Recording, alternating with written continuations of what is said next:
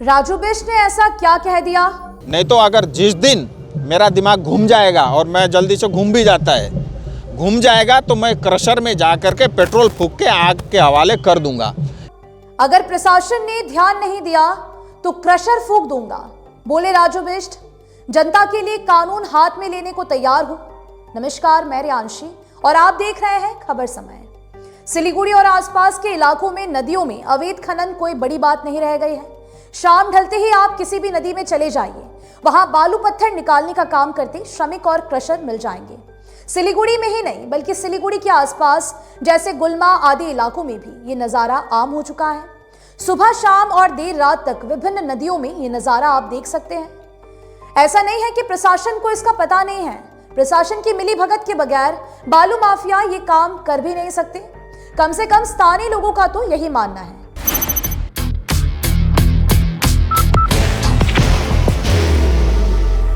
There will only be one insignia. वरना क्या कारण है कि पुलिस चुपचाप उन्हें देखती है लेकिन उनके खिलाफ कोई कार्रवाई नहीं की जाती? बीच बीच में कुछ कार्रवाई होती भी है लेकिन आमतौर पर ऐसा देखा नहीं जाता। नौकाघाट, माटीगाड़ा, फुलबाड़ी से लेकर गुलमा और सीवक तक बालू माफिया ने अपना कब्जा जमा रखा है। अवैध खनन और क्रशिंग का खेल जारी है। इससे जनजीवन पर पड़ते प्रभाव को लेकर पर्यावरणविदों और सामाजिक संगठनों का आंदोलन लगातार चलता रहा है। प्रशासन का घेराव और प्रशासन पर हमले जारी रहते हैं। विपक्षी पार्टियों के द्वारा सरकार और प्रशासन को आड़े हाथ लिया जाता है। नेताओं के बड़े बड़े बोल भी फूटने लगते हैं, परंतु क्या इससे नदियों से अवैध उत्खनन रुक जाता है? इसका जवाब है नहीं। दार्जिलिंग के भाजपा सांसद राजू बिष्ट को अपने संसदीय क्षेत्र में नदियों में अवैध उत्खनन और क्रशिंग को लेकर मिल रही बड़ी बड़ी शिकायतों के बाद इन दिनों उनका अभियान नदी बचाओ पर गया है। उन्होंने माटीगाड़ा से अपने अभियान की शुरुआत करते हुए पहले भी प्रशासन को चेताया था, लेकिन इसका कोई असर पड़ता नहीं दिख रहा है। मालूम हो कि कल एक बार फिर से गुलमा क्षेत्र में नदियों में चल रहे अवैध उत्खनन और क्रशिंग को लेकर उनका पारा गर्म हो गया और उन्होंने प्रशासन पर हमला कर दिया। सुनिए उन्होंने क्या कहा है। देखिए, रेत तस्करी तो जो है ना, हमारे यहाँ बहुत बड़ी समस्या है। आप यही गुलमा में देख लो। गुलमा के अंदर में यहाँ से बालू और पत्थर उठाने का जो है परमिशन मिला है, लेकिन वहाँ पे क्रशर कैसे खड़ा हुआ है? बाहर की भागदौड़ अब नहीं तोड़ेगा आपके घर का सुकून। SBM गोल्ड UPVC विंडोज, आपके घर का सुकून।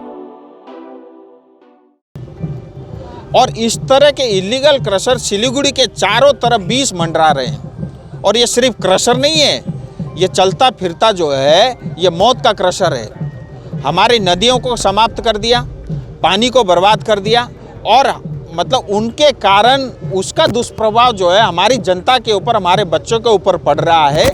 ये सरासर जो है प्रशासन का लापरवाही है और मैंने आज भी कहा है, इसके ऊपर सख्ती से निपटो। नहीं तो अगर जिस दिन मेरा दिमाग घूम जाएगा, और मैं जल्दी से घूम भी जाता है, घूम जाएगा तो मैं क्रशर में जा करके पेट्रोल फूंक के आग के हवाले कर दूंगा। इसलिए वो नौबत ना आए और अच्छा ये होगा, ये काम प्रशासन को करना चाहिए। अगर मुझे कानून हाथ में लेना पड़े जनता के लिए, मैं पीछे हटने वाले में से नहीं हूँ। और मैं सावधान करना चाहता हूँ, जितने भी क्रशर वाले सोकोल मतलब 90% से ज़्यादा क्रशर जो है ये इलीगल क्रशर है, ये लापरवाही है, ये हो नहीं सकता। कई बार स्थानीय प्रशासन द्वारा नदियों से बालू पत्थर निकालने की इजाजत मिल जाती है, पर बालू माफिया इसकी आड़ में क्रशर मशीनों को नदी में उतारना नहीं भूलते।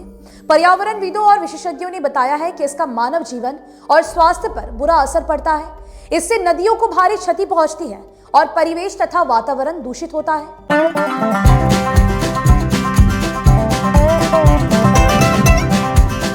ड्रीमलैंड अम्यूजमेंट पार्क नियर फुलबाड़ी बैरेज, सिलीगुड़ी। कई बार तो नदियों की वजूद पर भी खतरा हो जाता है। प्रशासन को सिर्फ लाइसेंस देने से मतलब होता है। देख देख करना प्रशासन आवश्यक नहीं समझता, जिसका फायदा बालू माफिया उठाते रहते हैं। राजू बिष्ट ने बताया कि सिलीगुड़ी और आसपास के इलाकों में कम से कम 20 क्रशर मशीनें अवैध उत्खनन के काम में लगी हुई हैं। उन्होंने क्रशर मशीनों को चलता फिरता मौत का क्रशर बताया है। उन्होंने कहा है कि ये नदियों को समाप्त कर रही है और पानी को प्रदूषित कर रही है। राजू बिष्ट ने कल संवाददाताओं से बातचीत करते हुए कहा कि अगर किसी दिन मेरा दिमाग घूम गया ना तो क्रशर में पेट्रोल डालकर आग लगा दूंगा। उन्होंने कहा कि मैं जनता के लिए कानून हाथ में लेने को तैयार हूं। अगर प्रशासन ने उनकी बात को गंभीरता से नहीं लिया तो आगे जो होगा उसके लिए प्रशासन ही जिम्मेदार होगा। बहरहाल ये देखना होगा कि उनकी धमकी और चेतावनी के बाद प्रशासन का अगला कदम क्या होता है। आपकी क्या राय है इस पूरे विषय को लेकर, हमें जरूर से बताइएगा। फिलहाल के लिए मुझे दीजिए इजाजत। आपको बता दें कि आपके लिए खबर हमारे प्रतिनिधि सुरेंद्र श्रीवास्तव द्वारा लिखी गई है। आप हमारे खबरों को YouTube पर भी देख सकते हैं। हर समय खबर समय। धन्यवाद।